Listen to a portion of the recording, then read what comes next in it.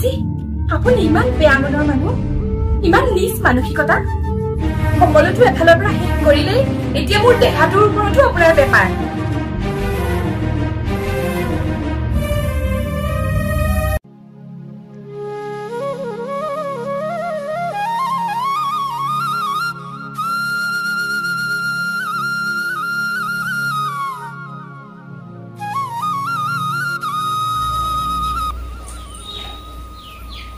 মা বুৱাৰী চাহ আনিছিলো আপোনালে মই চাহ কাপৰ কথা ভাবিহে আছিলো থোৱা ইয়াতে থোৱাচোন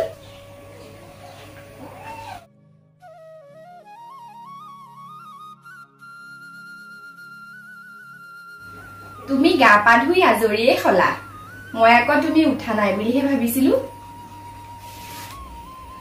যিহে গৰম পৰিছে সেইকাৰণে ভাবিলো সোনকালে উঠি কাম বন গিটাকে কৰিলো পিছত আকৌ ৰ'দটো ওলালে কাম কৰিবও নোৱাৰি নহয় কাম গিটা কৰি আজৰি হৈ গলে নিজলৈকে ভাল আৰু এৰা যিহে গৰম পৰিছে ভালেই কৰিছা দিয়া ৰাতিপুৱাই কাম বন গিটা কৰি যদি আজৰি হোৱা নহয় দিনটোলে আৰু চিন্তা নাই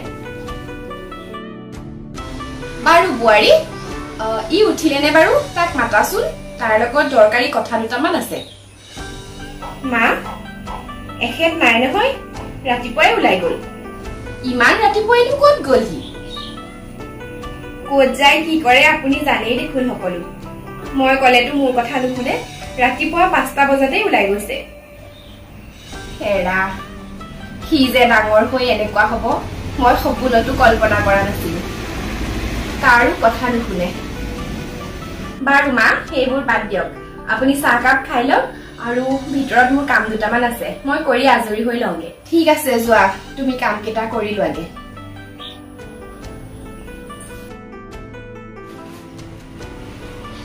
বেচেৰীজনীলৈ বেয়াই লাগে আৰু কিমান কষ্ট সহ্য কৰিব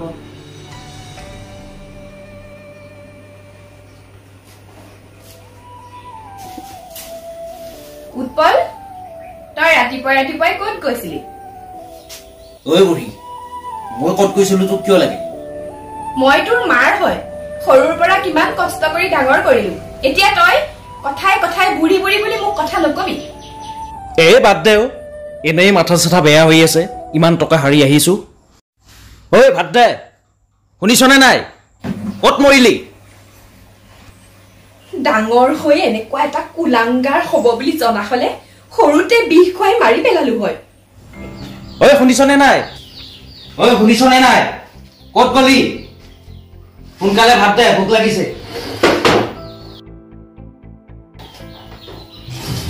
মাথা চাথা বেয়া হৈ আছে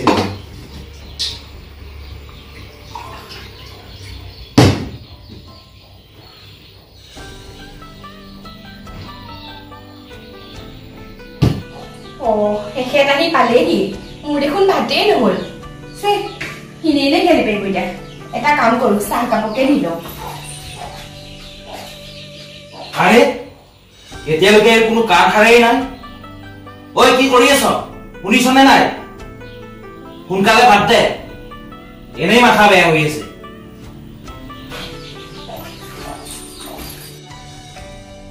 হেৰি আপুনি আহিলে মই ভাত বনাব লৈছোহে ভাত হোৱাই নাই এই লওক এখন ৰুটিখন আৰু চাহ কাপকে খাই লওক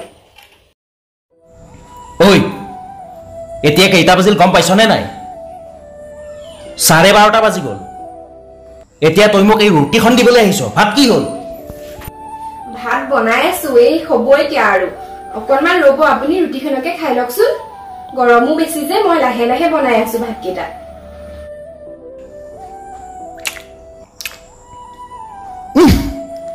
এইবোৰ কি বনাইছ হা কি বনাইছ এইবোৰ মাৰে তোক ৰুটি বনাবলৈ শিকাইছে খা তই খা কুকুৰে খাব এইবোৰ আপুনি এনেকৈ কুকুৰটোক ৰুটিখন দি দিলে যে খোৱা বস্তু কেনেকৈ অপমান কৰিব নাপায় দিনে ৰাতিয়ে মানুহে এই খোৱা বস্তুৰ কাৰণেই কষ্ট কৰি মৰিছে দুবেলা দুমুঠিছে খাবলৈ পাইছে হেয়াই বহুত ৰাস্তাত থকা মানুহক চাওকচোন এখন ৰুটিৰ কাৰণে কেনেকৈ হাহাকাৰ কৰি ফুৰিব লগা হৈছে তোৰ লেকচাৰ তই মোক নীতি শিক্ষা দিব নালাগে মোৰ সব জনা আছে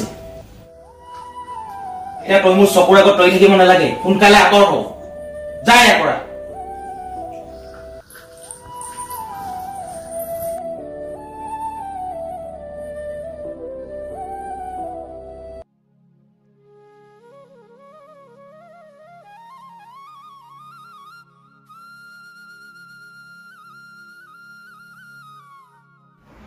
সে কালি 10,000 টকা হাৰিলোঁ তাকো লগৰ ল'ৰাৰ পৰা ধাৰে লৈছোঁ আজি যদি পইচাকেইটা দিব নোৱাৰোঁ মোৰ কলিজা খাব কি কৰা যায় পাই গ'লোঁ বুঢ়ীৰ পইচা আছে বুঢ়ীৰ পৰাই ল'ব লাগিব যেনে তেনে 10,000 টকা এটা মিলাব পাৰিলে কাম হৈ যাব চাওচোন বাৰু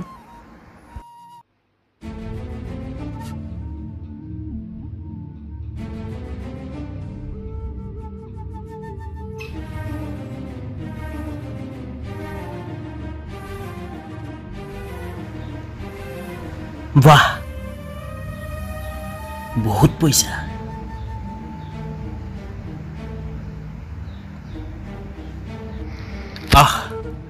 पाई गलो पूरा 10,000 टका आछे एटु बारो हार मारिबले होई जाब किन्तु আজি খেলিবৰ কাৰণে তো মোক পইচা লাগিব হেইটো মই কত পাম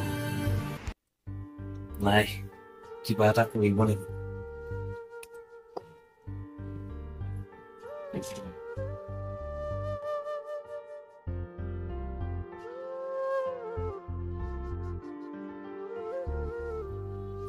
ঐ কি কৰি ঘৰ হেৰি আছো এই শুনছো মোৰ এফালে যাব লগা আছে তোৰ পৰা বস্তু এটা মোৰ পৰা আপুনি কি বিশেষ একো ডাঙৰ বস্তু নহয় খাৰুজোৰ খুলি দে খাৰুজোৰ আকৌ কিয় দিম এটা এটা কৈতো সব বস্তু নি শেষ কৰিলেই এতিয়া আকৌ মোৰ খাৰুজোৰত চকু নাই আপুনি কলেও মই খাৰুজোৰ নিদিম কালি চেণ্ডাল নিছে ঐ বেছি কথা নকবি ভালে ভালে কৈছো খুলি দে নহলে মই নিজে খুলি লৈ যাম বিয়াত দিয়া বস্তু এটা এটা কৈতো সব নিলে এতিয়া শেষত এই খাৰুজোৰহে আছেগে তাকো এজোৰ মই ঘৰৰ পৰা আনা এজোৰ মই নিদো আপুনি যিমান কলেও মই এজোৰ নিদিম চাও দে একো নহয় দে এই দিয়ক খাৰুজোৰ নিদিব দে বুলি কৈছো নহয় নিনিব হে ভগৱান ঐ দে চাবলে বনিও চিয়াই ৰাখিছা মাৰি দিয়া ভগৱান মই আৰু সহ্য কৰিব নোৱাৰিছো ইমান অশান্তি ঘৰখনত ৰাতিপুৱাৰ পৰা গধূলিলৈকে চিঞৰ বাখৰ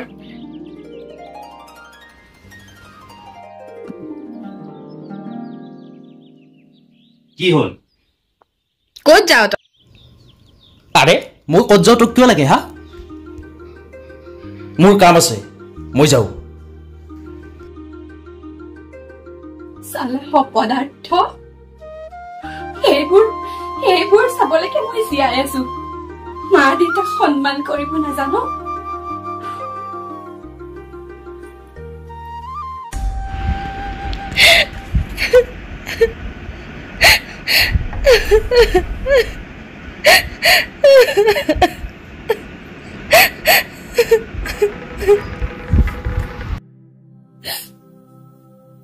মা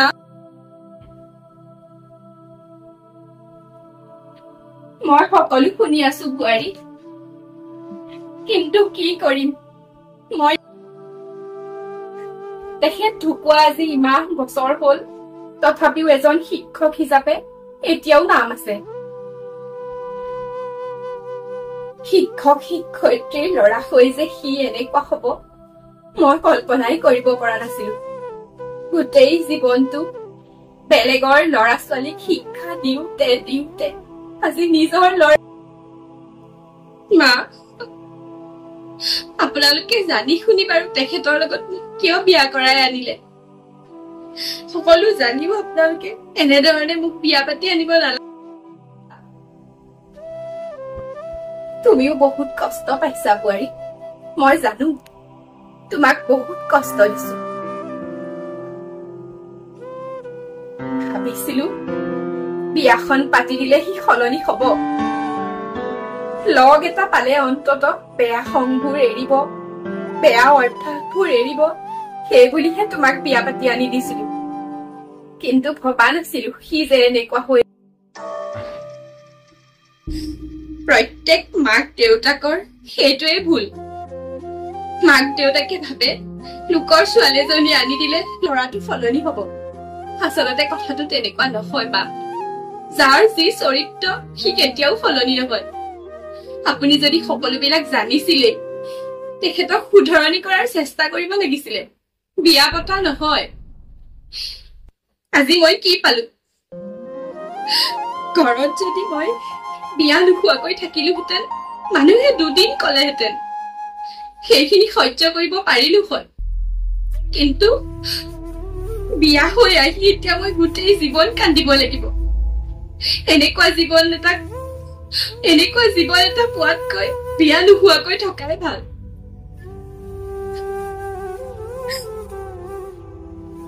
চাকৰিৰ পৰা অৱসৰ লোৱাৰ পাছত সেই ঘৰৰ চৌহদটোৱেই মোৰ আপোন। আজিকালি তাৰ কাৰণে মই মেলে মিটিঙেও নোযোৱা হলো। অপমান পাব লগা হয়। শিক্ষয়িত্ৰী হিচাপে মোৰ যিখিনি সন্মান আছিল সেই সন্মান মিহলি কৰি দিলে। আজিকালি আৰু সেইকাৰণে ময়ো ক'তো নোযোৱা হলো। তোমাক মই কি বুলি বহুত বুজালো, বহুত ভালকৈও কৈ চালো, নাই তেখেতে মোৰ একো কথাই নুশুনে। এটা এটাকৈ হাতৰ কাণৰ সকলো বিকিলে।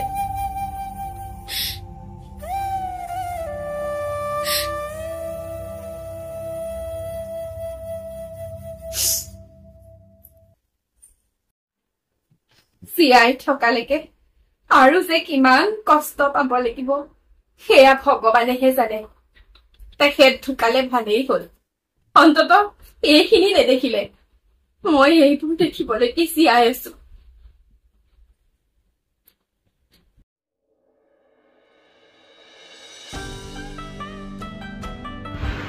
আজি মনটো ইমান ভাল লাগিছে। ইমান এটা ভাল খবৰ প্ৰথমতে কাক কওঁ বাৰু? নাই নাই, এখেতকেই ক'ম। এখেতে অন্তত মনতে ভাল পাব। মাক পিছত ক'লেও হ'ব।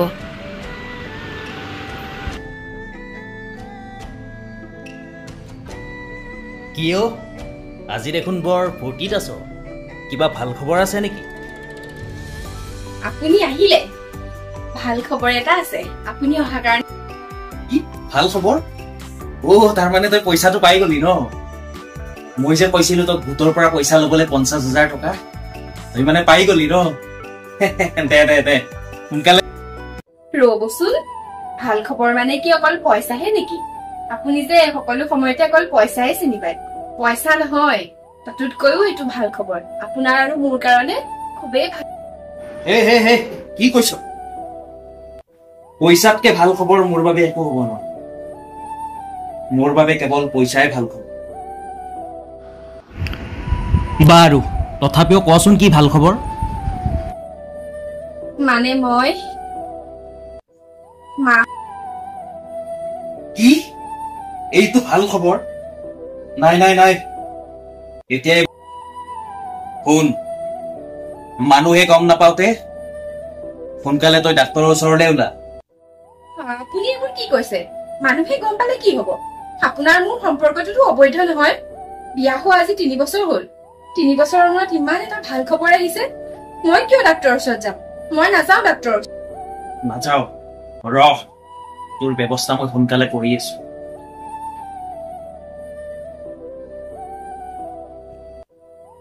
ভাবিছিলো ইমান এটা ভাল খবৰ তেখেতে মনত বহুত ভাল পাব, কিন্তু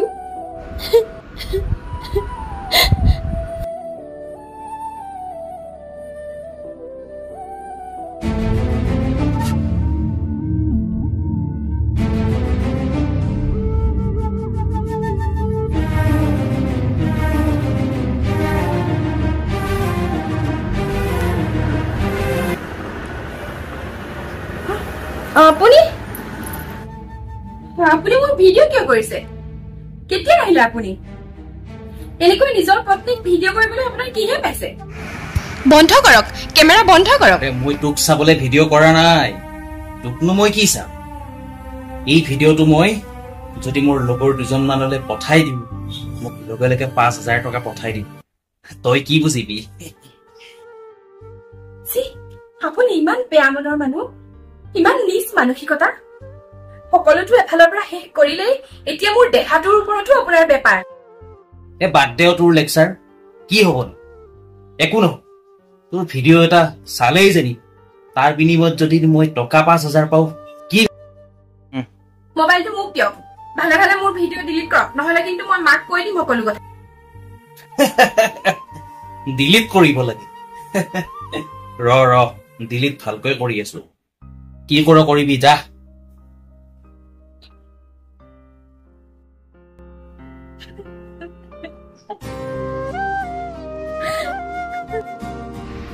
এনেকৈ আৰু কিমান দিন থাকিম?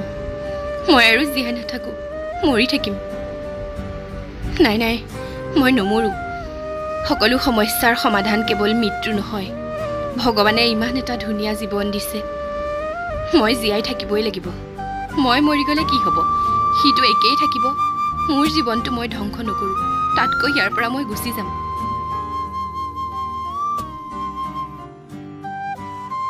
বোৱাৰী, তুমি হঠাৎ বেগ লৈ? মই আৰু ইয়াত এক মুহূৰ্ত নাথাকো, মই গুচি যাওঁগে। আপুনি ভালকৈ। কি? কিমান আৰু অত্যাচাৰ সহ্য কৰিম? দিনে নিশাই তিতা খা মাত, তাৰ ওপৰত মাৰ পিত, সকলো এপদ এপদকে কাঢ়ি চব শিকিলে। আৰু সেইদিনা ইমান ভাল খবৰ এটা দিছিলো, ভাবিছিলো তেখেত সলনি হব। তেখেতে ওলোটাই মোক টেবলেট আনি খোৱা, আৰু শেষত আজি মোৰ ভিডিঅ' কৰি লগৰবোৰলৈ পঠাইছে। তেখেতক বোলে পইচা দিব। পইচাৰ কাৰণে ইমানো কথাতে মই মাৰিব নোৱাৰো। ইমান অত্যাচাৰ সহ্য কৰি থকাতকে মই ইয়াৰ পৰা গুচি যোৱাই ভাল হব। য'ত থাকো অন্তত শান্তিৰে থাকিম। সি ইমান ডাঙৰ কাম কৰিছে, তুমি জানানে? এইবোৰ সি পাপ কৰি আছে, সি হয়তো গমেই পোৱা নাই। মা, টকা পইচা মই বিচৰা নাছিলো কোনোদিন। মানুহজন ভাল হোৱাটো বিচাৰিছিলো, কিন্তু দিনে ৰাতিয়ে মদ খাব, জোৱা খেলিব, ঘৰলৈ আহি গালি গালাজ পাৰিব, মাৰ পিট কৰিব। তেনেকৈ বাৰু মানুহ জীয়াই থাকিব পাৰেনে? এইটো কি জীৱন হলনে? তাতকৈ মই আঁতৰি যোৱাই ভাল হব। আপুনি ভালকৈ থাকিব, আপোনাৰ খবৰ লৈ থাকিম মাজে মাজে। যোৱা বোৱাৰী, আজি তোমাক আৰু মই বাধা নিদিওঁ, কাৰণ আজি মই ভাষাহীন। তোমাক বুজাবলৈ মোৰ শব্দৰ অভাৱ। ইয়াত কষ্ট পাই থকাতকৈ তুমি নিজৰ মতে জীৱনটো জীয়াবাগে। যোৱা। আপুনি মোক, তোমাকতো মই বিয়া পাতি অনা দিন ধৰি চকু পানীৰ বাহিৰে একোৱেই দিব নোৱাৰিলো, কিন্তু কথা দিছো, তোমাক কোনোদিন বিপদত পৰিবলৈ নিদিওঁ। তুমি যতেই থাকা, যেনেকৈ থাকা, কিবা বিপদ হলে মোক এটা ফোন কৰিবা। যি পাৰো মই সহায় কৰিম তোমাক।